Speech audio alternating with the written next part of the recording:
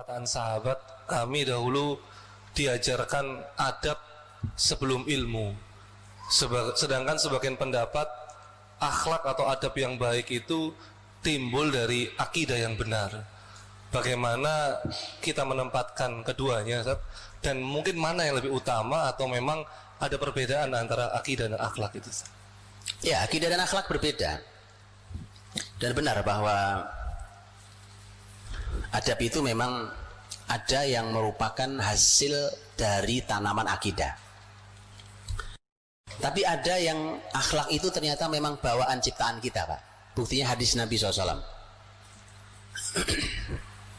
Ketika Nabi SAW kedatangan utusan di tahun Amul Wufud, tahun 9 dan 10 Hijriah, salah seorang pemimpin suku yang datang, Al-Ashaj Ibn Qais, dia datang kemudian dipuji Nabi. Di sini kepala suku yang datang dipuji Nabi. Inna fika la khaslatain yuhibbuhum Allah. Kata Nabi ke pemimpin suku yang datang ini, kamu punya dua sifat yang Allah cintai. Kata orang itu, apa ya Rasulullah? Kata Nabi, al-hilmu wal-ana. Hilm itu sifat yang penyantun, yang jiwanya itu tenang, terukur, tidak tergesa-gesa. Orang berbuat jahat kepada dia, dia balas dengan kebaikan. Itu al-hilm. Wal-ana, ana itu tidak terburu-buru, tenang, tidak terburu-buru, itu al-ana. Kamu punya dia sifat mulia itu. Nah, begitu dia dipuji, dia nanya, ya Rasulullah, apakah ini sifat baru atau sifat lama yang saya punya ini? Dari kapan muncul adanya di saya?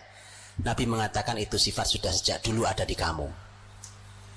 Istilah maka para ulama adab mengatakan bahwa memang ada akhlak itu yang sifatnya bawaan, Pak.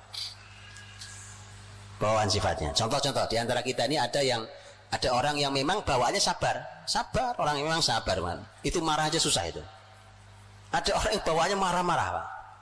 Walaupun nanti akan dipengaruhi oleh perjalanan hidupnya. Tapi ada modal. Ada orang yang modal dasarnya memang mudah ngasih orang, dermawan. Memang ada modal dasar itu. Ya, ada yang modal dasarnya, arti gini, bahwa ini kan cuma modal dasar, tapi semua bisa dibina. Orang yang tidak punya modal dasar, tidak besar modal dasar dermawannya, bisa dimunculkan kedermawanan luar biasa pada dirinya dengan pembinaan terus-menerus itu. Ya. Nah, yang dimaksud dengan pertanyaan tadi, kalau kalimat sahabat adalah kami diajari iman sebelum Quran.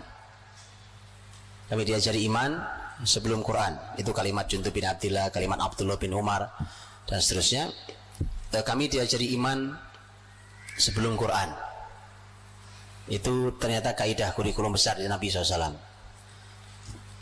Tapi kalimat bahwa adab sebelum ilmu itu juga benar. Itu kalimat para ulama bahwa seharusnya kita ini belajar adab sebelum belajar ilmu. Belajar adab dulu. Ini yang salah di kurikulum pendidikan kita hari ini. Ilmu ditumpuk tapi adabnya belum jadi. Akhirnya ilmunya tidak ada gunanya, ilmunya tidak barokah, adabnya belum beres, dan ilmu itu nggak mengubah apa-apa dalam kehidupan dia. Jadi adab sebelum ilmu. Abdullah bin Mubarak rahimahullah, ulama besar, beliau mengatakan bahwa kadal adab an yakuna thulutsail ilm, bahwa adab itu 2/3 ilmu. Adab itu 2/3-nya ilmu. Artinya ketika kita kehilangan adab, kita kehilangan 2/3 ilmu. Jadi makanya anak itu memang harus diajari adab dulu. Adab dulu harus diajarkan. Nah tadi, tentu sambil untuk menanam kokoh adab, pasti akan berhubungan sangat erat dengan masalah iman, akidah tadi itu maksudnya. Jangan salah memahami ya. Belajar akidah itu bukan belajar kitab, bukan. Ayo kita buka kitab tauhid, kitab akidah, bukan itu maksudnya. Lah anak kecil kalau diajak bagaimana ngerti anak kecil itu? Yang dimaksud adalah tanam dia. Apa yang mau kita tanam? Umpamanya kita mau menanam salah satu nilai tauhid, nilai akidah, umpamanya al-khauf, rasa takut pada Allah, atau ar-roja, kita punya harapan tinggi pada pertolongan Allah dan ampunan Allah, dan seterusnya. Tawakal, at-tawakkul umpamanya, punya sifat tawakal. Yang begitu-begitu itu ditanam bukan pakai teori buku. Kesalahan kita belajar tentang tauhid adalah seperti belajar filsafat.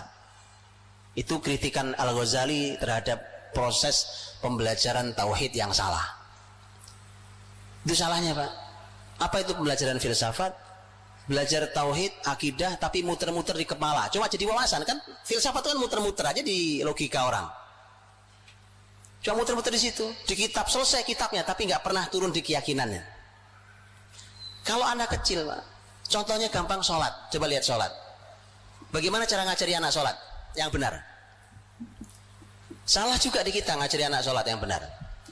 Ayo nak kita buka kitab sholat, kitabus sholat. Rukun sholat ada 13. 1, 2, 3. Yuk dihafalin. Suruh sholat gak bener, Pak. Gitu? Anak diajari wudhu. Wudhu juga gitu. Oh ini ayatnya ini, hadisnya ini, begini tata cara. Bukan begitu cara yang benar. Lihat cara yang benar. Lihat cara yang benar di pendidikan para sahabat. Utsman bin Affan suatu hari ingin mengajari wudhu yang benar di hadapan tabi'in. Bukan dikasih teori. Kata Utsman, ambil air buat saya. Begitu diambil air, baik, tuangkan airnya. Kalian semua lihat saya cara berwudu. Dia wudu dari awal sampai akhir. Kemudian terakhir Utsman berkata, beginilah aku melihat Rasul berwudu. Lihat, paham, Pak? Teori nanti. Ilmu tajwid kapan munculnya? Zaman Rasul atau bukan? Bukan, gak ada ilmu tajwid zaman Rasul. Idhar, idgham. Makanya kita selesai ilmu tajwid suruh baca tetap aja berantakan. Karena teori, Pak. Ini kesalahan kita mengajarkan tauhid dengan teori. Teori itu nanti. Yang penting anak membaca Quran dengan tajwid yang benar. Setelah itu kalau sudah benar baru kita kasih teori. Mereka kata, oh ini namanya idhar. Bacanya udah benar, baca Qurannya. Oh ini namanya idgham. Begitu. Persis sama. Akhlak juga gitu, bukan teori, Pak. Masalah di kita sekarang kurikulum agama adalah teori.